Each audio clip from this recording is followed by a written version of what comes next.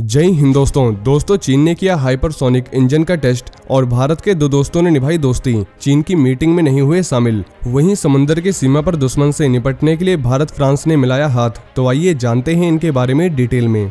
दोस्तों चीन ने हाल ही में ऐसे हाइपरसोनिक इंजन का टेस्ट किया है जो फाइटर जेट्स को ज्यादा स्पीड देगा। और इस इंजन की खासियत स्पीड के साथ इसकी कम आवाज होगी, क्योंकि जब कोई फाइटर जेट साउंड बैरियर तोड़ता है तब तेज सोनिक बूम होता है, जिससे आसपास के सभी लोगों को पता चल जाता है कि यहाँ से कुछ बहुत ज्यादा स्पीड से निकला है और इससे आसपास के शीशे तक टूट जाते हैं। लेकिन ये फाइटर जेट सोनिक बूम के अलावा कोई आवाज नहीं करेगा और इसके पीछे वजह है इसका फ्यूल। दोस्तों चीन ने इस इंजन में ट्रेडिशनल हाइड्रोजन फ्यूल के बजाय एविएशन केरोसिन का इस्तेमाल किया है। वहीं दोस्तों असल में अब तक ऐसी तकनीक नहीं बनी थी जिसमें कोई फाइटर जेट इतनी स्पीड से उड़ सके, और अगर उड़ता तो फट जाता, साथ ही उसका इंजन तक ब्लास्ट कर जाता।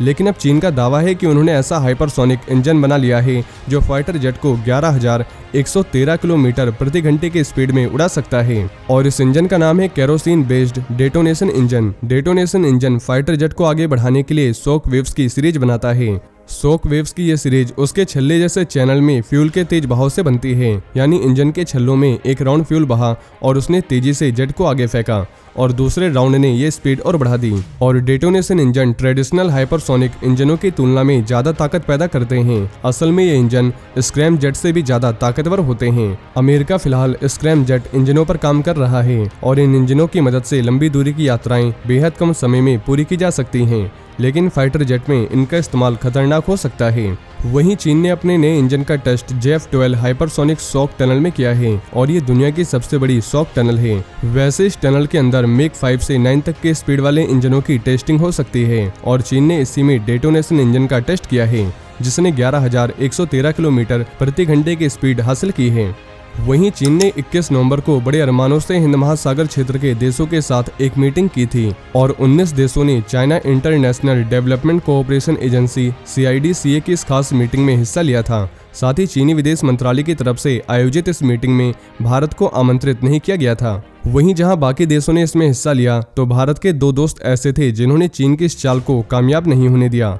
ऑस्ट्रेलिया और मालदीव की तरफ से कहा गया है कि इस आयोजन में उनकी तरफ से कोई शामिल नहीं था। साथ ही भारत में ऑस्ट्रेलिया के राजदूत और मालदीव के विदेश मंत्रालय की तरफ से इस पर एक्सप्लेनेशन दिया गया है। चीन के विदेश मंत्रालय की तरफ से मीटिंग को हाइब्रिड तौर पर साझा विकास थीम के तहत आयोजित किया गया था। यूनान प्रांत के कुमिंग में हुई मीटिंग में ब्लू इकोनॉमी पर चर्चा हुई थी। विदेश मंत्रालय की माने तो इसमें Pakistan, Indonesia, Myanmar, Sri Lanka, Bangladesh, Maldives, Nepal, Afghanistan, Iran, Oman, दक्षिण Africa, Kenya, Mozambique, Tanzania, Seychelles, Madagascar, Mauritius, Djibouti और ऑस्ट्रेलिया ने इसमें हिस्सा लिया था। लेकिन मालदीव और ऑस्ट्रेलिया ने उसके इस दावे को मानने से इनकार कर दिया है। भारत में ऑस्ट्रेलिया के हाई कमिश्नर बेरी ओ फारेल ने ट्वीट कर बताया कि ऑस्ट्रेलिया की सरकार की तरफ से किसी भी अधिकारी ने कुमिंग में आयोजित चीन हिंद महासागर विकास मंच की मीटिंग में हिस्सा नहीं लिया था। वहीं मालदीव के विदेश मंत्रालय ने क्लियर किया है कि कोई भी अधिकारिक प्रतिनिधि मीटिंग में मौजूद नहीं था। अगर कोई व्यक्ति अपने आप इसमें शामिल हुआ है तो उसे ऑफिशियल रिप्रेजेंटेटिव न समझा जाए, क्योंकि मालदीव के पूर्व राष्ट्रपति मोहम्मद वाहिन हसन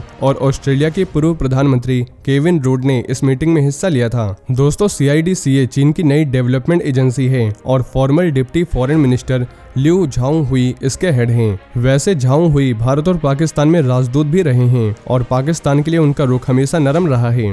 वहीं Bharat Malaysia joint military exercise Harimau Shakti 2022 की शुरुआत सोमवार से हो गई है और डिफेंस मंत्रालय ने इस एक्सरसाइज के बारे में जानकारी दी है। मंत्रालय के मुताबिक पुलाई कुलुआंग मलेशिया में आज से शुरू हुए दोनों देशों के मिलिट्री एक्सरसाइज का समापन 12 दिसंबर को होगा। ये एक्सरसाइज भारतीय सेना और मलेशियाई सेना के बीच एक एनुअल ट्रेनिंग प्रोग्राम है जो 2012 से आयोजित किया जा रहा है। डिफेंस मंत्रालय ने इस मिलिट्री एक्सरसाइज को लेकर जारी अपने बयान में बताया कि इसका मकसद जंगली इलाकों में कई कैंपेन्स के प्लान और एग्जीक्यूशन में इंटरऑपरेबिलिटी को बढ़ाना है। मंत्रालय ने यह भी बताया कि भारतीय सेना की गढ़वाल राइफल्स रेजिमेंट और मलेशियाई सेना की रॉयल मलय रेजिमेंट के सैनिक इस साल एक्सरसाइज में भाग ले रहे हैं और इस एक्सरसाइज में दोनों देशों के सैनिकों के बीच जंगल के इलाकों में कई कैंपेन्स को अंजाम दिया जाएगा। साथ ही इससे दोनों देशों के डिफेंस रिलेशंस भी मजबूत होंगे।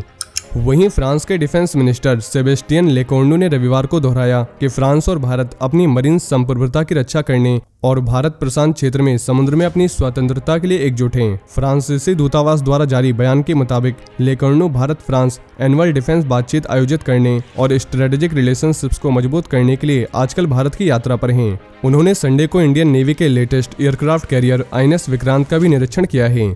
साथ ही दोस्तों आपको बता दें, विक्रांत भारत में डिजाइन और निर्मित किया गया है। लेकोर्नु ने इसके बाद ट्वीट किया कि इंडियन नेवी के latest aircraft carrier INS Vikrant पर मौजूद, जिसे भारत में डिजाइन और डेवलप किया गया है। फ्रांस और भारत अपनी समुद्री संप्रभुता की रक्षा करने और भारत प्रशांत क्षेत्र में समुद्र में आवाजाही की स्वतंत्रता के लिए एकजुट हैं।